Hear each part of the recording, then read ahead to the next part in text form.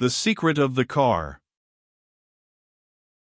Jack and Henry were overjoyed to see us again, for after our departure they had fallen into a despondent mood, and began to imagine all sorts of evil. "Joe," was Jack's greeting, "I never was so glad to see anybody in my life." "Edmund, don't you ever go off and leave any of us alone again." "I'll never leave you again," responded Edmund. "You can count on that." Then we told them the story of what we had seen, and of what had happened in the wild Eden that we had visited. They were not so much interested in the most wonderful thing of all, the combination of sound and color, as they were in the conduct of Ingra. Jack laughed until he was tired over Ingra's drunkenness, but he drew a long face when he heard of the adventure in the car. "Edmund," he said earnestly, "I am beginning to be of Henry's opinion. You had better get away from here without losing a moment." "No," said Edmund, "we'll not go yet. The time hasn't come to run away. What difference does it make even if Ingra does suspect that the car is moved by some mechanism instead of by pure magic? He could not understand it if I should explain it to him." "But you have said that he is extraordinarily intelligent." "So he is, but his intelligence is limited by the world he lives in, and while there are many marvelous things here, nobody has the slightest conception of interatomic force. They have never heard even of radioactivity. At the same time, I don't mean that they shall go nosing about the car. I'll take care of that." "But," said Jack, "it grinds me to see that brute Ingra get off scot-free after trying to murder us." "And what has he got against us, anyway?" "But for him we should never have had any trouble. He was against us from the beginning." "I don't think he was particularly against us at the start," said Edmund. "Only he was for treating us with less consideration than Allah was disposed to show. But after the first accidental shooting, and the drubbing that Juba gave him, naturally his prejudices were aroused, and he could hardly be blamed for thinking us dangerous. Then, when he found himself defeated, and his wishes disregarded, on all sides, he began to hate us. It is easy enough to account for his feelings. Now, since our recent astonishing triumph, being himself incredulous about our celestial origin, he will try to undermine us by showing that our seeming miracle is no miracle at all." "And you gave him the chance by taking him in the car," I could not help exclaiming. "Yes," said Edmund, with a smile. "I admit that I made a mistake. I counted too much upon the influence of the sense of mystery. But it will come out all right." "I doubt it," I persisted. "He will never rest now until he has found out the secret." Nothing more was said on the subject, but Edmund was careful not to leave the car unguarded. It was always kept afloat, though in contact with the landing. The expenditure of energy needed to keep it thus anchored without support was, Edmund assured us, insignificant in comparison with the quantity stored in his mysterious batteries. We were not long in finding, on all sides, evidence that our trip up through the cloud dome had been a masterstroke, and that the presumable incredulity of Ingra with regard to our claims was not shared by others. He might have his intimates, who entertained prejudices against us resembling his own, but if so we saw nothing of them. In fact, Ingra was much less in evidence than before, but I did not feel reassured by that. On the contrary, it made me all the more fearful of some plot on his part, and Jack was decidedly of my opinion. "Hang him," he said, "he's up to some mischief, and I know it. Much as I detest him, I'd rather have him in sight than out, just now. He makes me feel like a snake in a bush. If he'd only show his ugly head, or spring his rattle, I'd be more comfortable." But the kindness and deference with which we were treated, and the new wonders that were shown to us in the capital, gradually drove Ingra from our minds. Now we were permitted to enter the temples without opposition, our presence there according with our new character of children of the sun. We saw the worship that was offered before the solar images by family parties, and attended, as favored guests, the periodical ceremonies in the great temple. Edmund confessed that the high priest greatly embarrassed him by staring into his eyes, and plainly assuming that he knew things of which he was profoundly ignorant. "The hardest thing I ever undertook," he said, "is to hold my mind in suspense during these trying interviews, when he endeavors to read the depths of my soul, and I to throw a veil over them which he cannot penetrate." In some way, Edmund discovered that the high priest and all the priests connected with the sun worship, and they certainly bore a family likeness, belonged to a special race, whose roots ran back into the most remote antiquity, and about whose persons clung a sacredness that placed them, in some respects, above the royal family itself. We frequently visited the great library, where Edmund undertook a study of the language of the printed rolls, though what he made of it I never clearly understood. I do not think that he succeeded in deciphering any of it. He also spent much time studying their mechanics and engineering, for which he professed great admiration. But most interesting of all to us was what Edmund himself accomplished. I have told you of his remark about the color-sound music, viz., that he thought it not impossible that even human senses might be enabled to appreciate it. Well, he actually realized that wildly improbable dream. He fitted up a laboratory of his own in which he labored sometimes for 20 hours at a stretch, and at last he brought to us the astonishing invention he had made. I can make no pretense of understanding it, although Edmund declared that, in substance, it was no more wonderful than a telephone. The machine consisted of a little metal box. He made 3 of them, and I have mine yet, but it will not work on the earth, and it lies on my table as I write, serving for the most wonderful paper weight that a man ever possessed. When this box was pressed against the ear in front of one of the revolving discs that threw out blending colors, or in the presence of a singing bird, the most divine harmonies seemed to awake in the brain. I cannot make the slightest approach to a description of the marvelous phenomenon.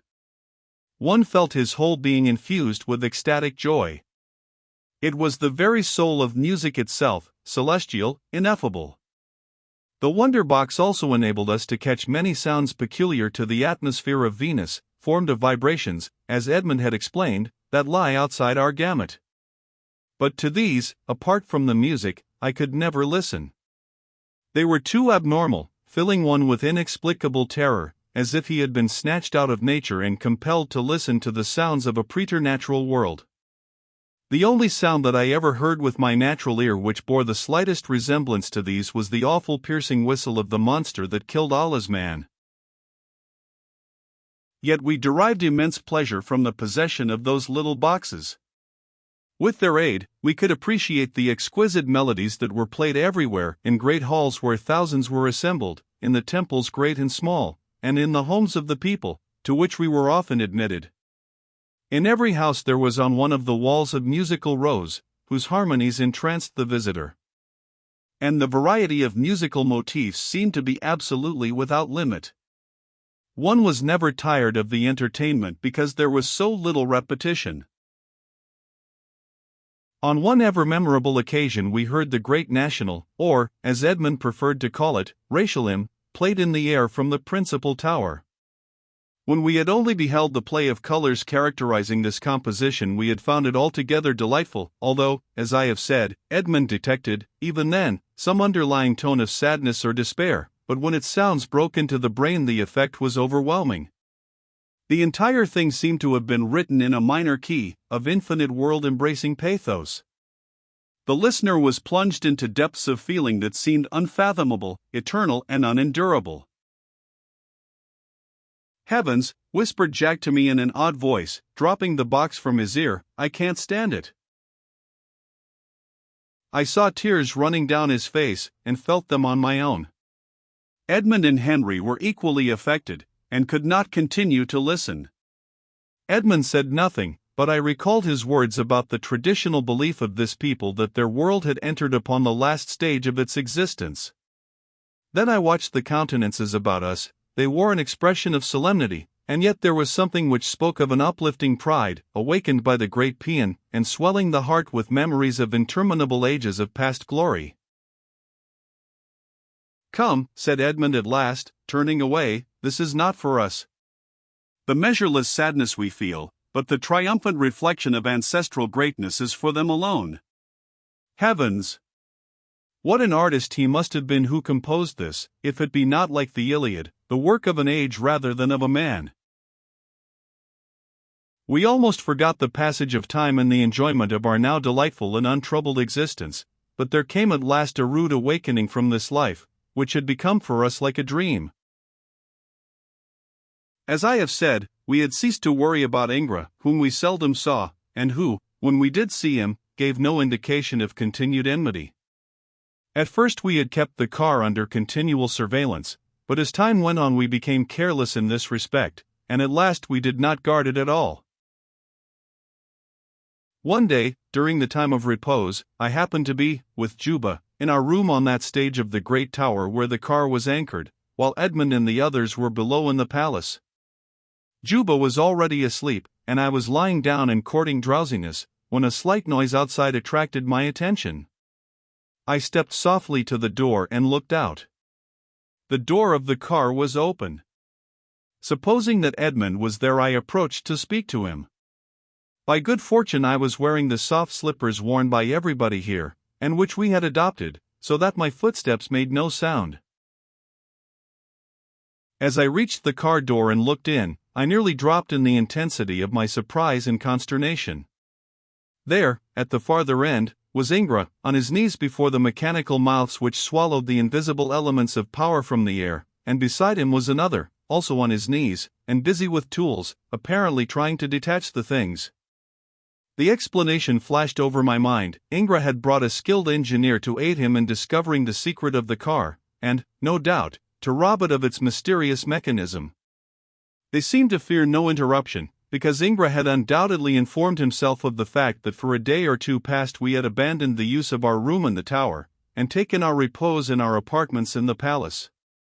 It was by mere chance that Juba and I had, on this occasion, remained so long aloft that I had decided to take our sleep in the tower room.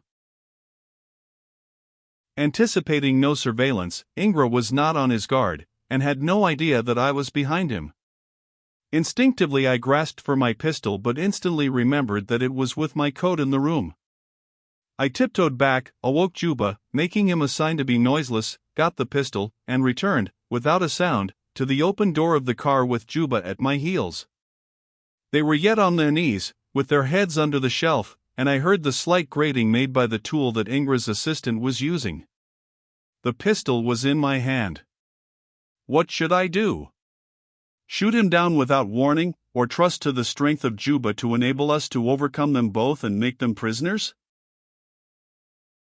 While I hesitated, and it was but a moment, Ingra suddenly rose to his feet and confronted us. An exclamation burst from his lips, and the other sprang up. I covered Ingra with the pistol and pulled the trigger. There was not a sound. The sickening remembrance then burst over me that I had not reloaded the pistol since Edmund had emptied its whole chamber in the closing fight with the tarantula of the swamps.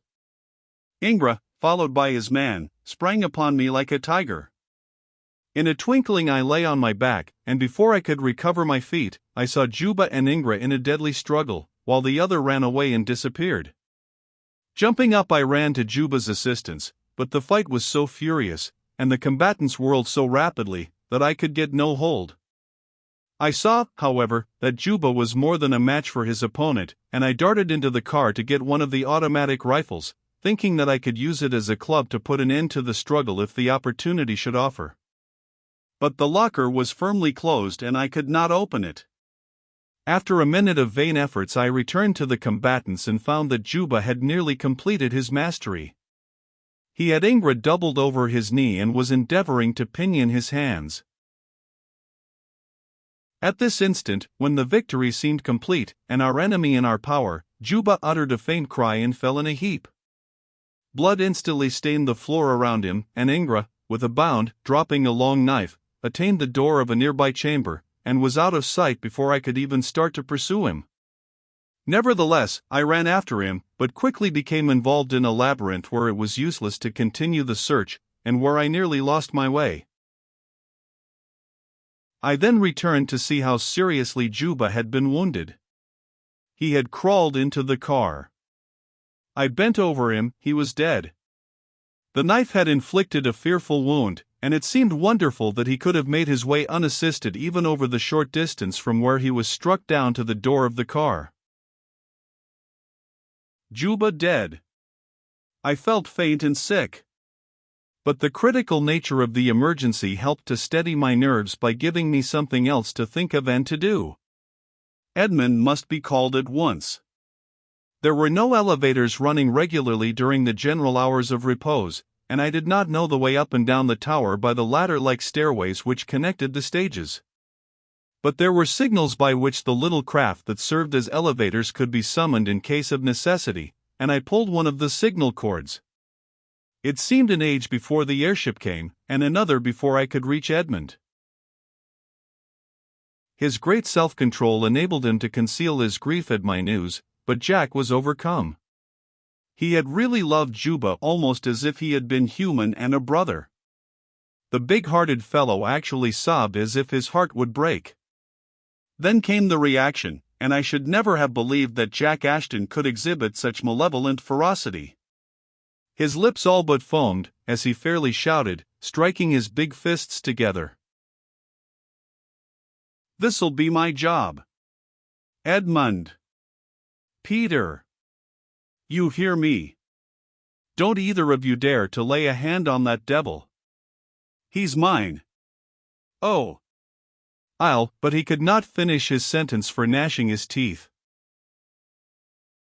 We calmed him as best we could and then summoned an airship. While we waited, Edmund suddenly put his hand in his pocket, and withdrawing it quickly, said, with a bitter smile, "What a fool I have been in my carelessness. Ingra has had the key abstracted from my pocket by some thief. That explains how he got the car open." The moment the ship came, we hurriedly ascended to the platform. When Edmund saw poor Juba's body lying in the car and learned how he had made his way there to die, he was more affected than when he first heard of his death. "He has died for us," he said solemnly. "He has crawled here as to a refuge, and here he shall remain until I can bury him among his people in his old home. Would to God I had never taken him from it." "Then you will start at once for the Dark Hemisphere?" I asked. "At the earliest possible moment, and it shall be on the way to our own home." But we were not to depart before even a more terrible tragedy had darkened over us, for now the tide of fate was suddenly running at flood.